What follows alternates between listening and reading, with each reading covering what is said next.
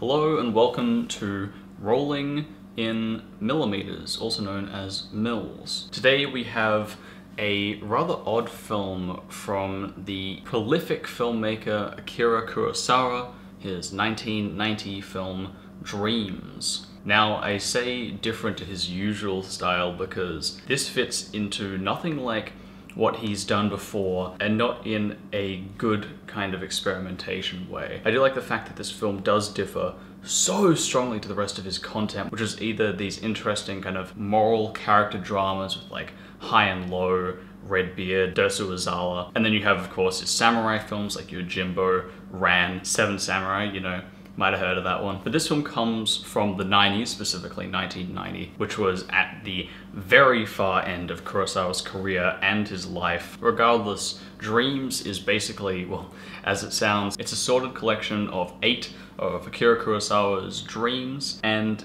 in saying that, you'd think that some of them would be a little more interesting than they are. He said that these specific dreams that he's had were ones that he had repeatedly in various different forms, which is why he wanted to put them on film. But the issue is that while some of them, like 2 or 3, are really pretty good and interesting and visual and experimental and like, okay, wow, okay, the rest are just, they don't work filmically. The issue here is that good ideas or fun experiences don't always translate into interesting stories. The writer Aaron Sorkin, he wrote Few Good Men, The West Wing, he talks about this where he says, you know, you and your friends might have gone on a really cool like camping trip across the country. It was really interesting, had a lot of great fun, and you say, I want to write a screenplay about this, I want to write a story about this. And it's like, good for you, you probably had a great time, but you don't have a story. That doesn't have an obstacle, it doesn't really have blocking characters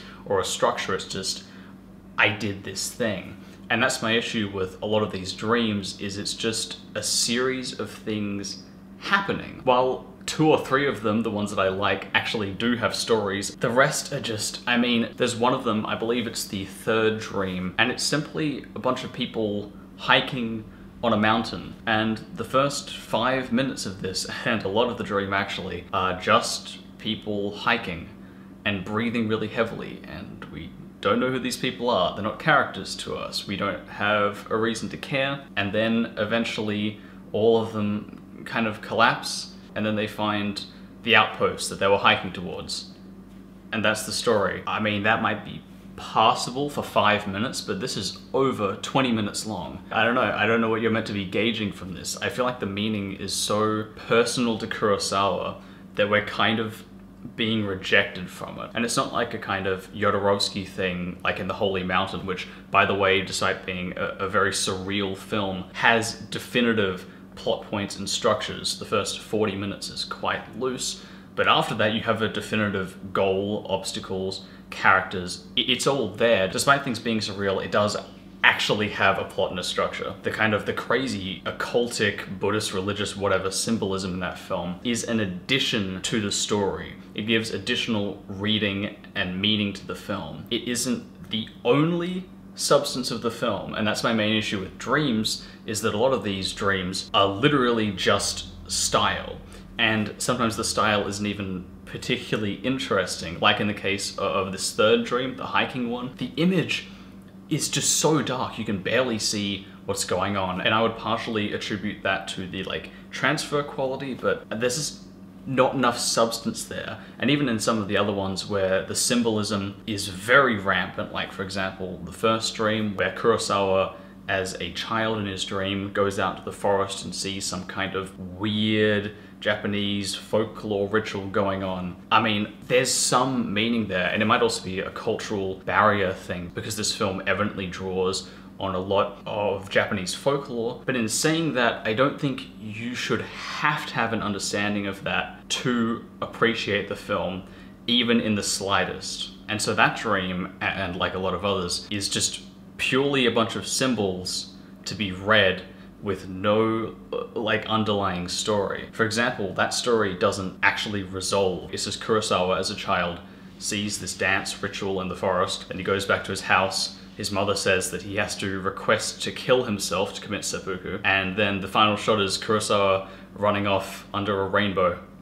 And that's it. Like, it doesn't have any sort of resolution, it doesn't have stakes, really, or characters. It's just a kind of meaningless mess, and that's probably because that's kind of what dreams are. Dreams don't inherently make a lot of sense, some of them do, and those are the ones that are good from Kurosawa, but it's the reason why in films, when you have dream sequences, they're typically used as these strange, fantastical sequences that don't make a lot of sense and are there to supply some sort of symbolic meaning or additional symbolic meaning to the film, but I don't think it works to completely substantiate a film purely on this basis. Now, I've been very critical so far, but there are a few dreams that I do really like. For example, the second dream, my favorite, it's just beautiful. It actually has a story. I believe it's Kurosawa as a child again, and he somehow discovers that the cherry blossom / forest spirits are disappointed at, you know, deforestation or some such, and there's this beautiful, creepy kind of religious ceremony that goes on with these characters becoming trees, and it actually has a plot and resolution and characters. It works as its own encapsulated thing. It doesn't spend minutes and minutes and minutes and minutes holding on shots of people and being, frankly, really pretty boring. I think this is a pretty common criticism of this film, is that it's really slow. And I'm always tentative as a critic to say, this film is slow, this has pacing issues, this is boring. Boring is a judgment call based on basically how much you can tolerate of a certain thing. For example, a really, really long film full of dialogue may be super duper boring to some and really, really interesting to others, and the same goes for any type of film. Different tastes, obviously, for different people lead to different levels of enjoyability and thus levels of interest and boredom. But I think the boredom is substantiated here, considering that a lot of these dreams are completely missing, you know, the essentials of storytelling and feel so drawn out. Man, I mean, a lot of these could easily be 5 to 10 minutes, but they're like 20 minutes a piece, and it's just, nah, too long, way too long. The issue here for me is that there are so many little interesting elements in each dream, even if I don't like the individual dream. For example, the sixth dream, which is actually one of the better ones, honestly, has just this really eerie shot that it's very distinctly Japanese of all these nuclear bombs or explosions going off behind Mount Fuji, and there's this character talking about invisible radiation poisoning and how all his children are gonna die, and it's all horrible, and it's very, very bleak and apocalyptic. But I mean, those moments aren't enough to lift the whole film, basically. It's just like, oh, that's interesting. I wish I could see that in a different context, in a completely different context. That symbol is cool, that idea is cool, that character's interesting, so on and so forth. Thing is that they just don't work in the dreams that they're placed in. Also, this film has some really weird kind of credits to it. For example, Steven Spielberg, George Lucas, and Francis Ford Coppola helped to fund this film, which is really bizarre and also kind of funny considering Lucas kind of copied, you know, Kurosawa with the whole, you know, Star Wars thing.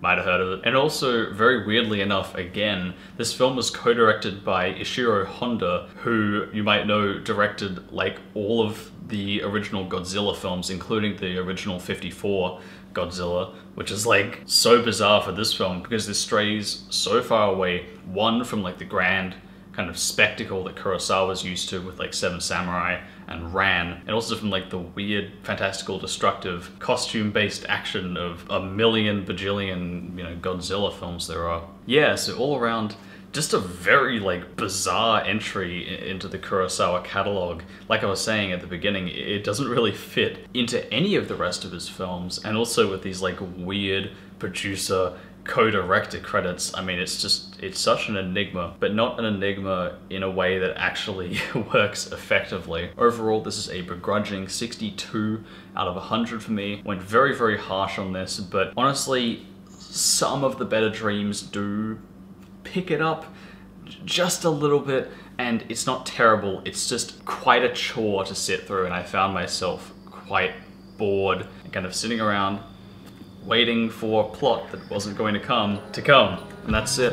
Click on these annotations here to go to other videos. Also, if you're wondering why I'm currently in a German scat and spelunking sex dungeon, then that's because I have temporarily moved here for the next month or two while I relocate to another residency. This is temporary, but hopefully isn't too terrible. More shit coming out.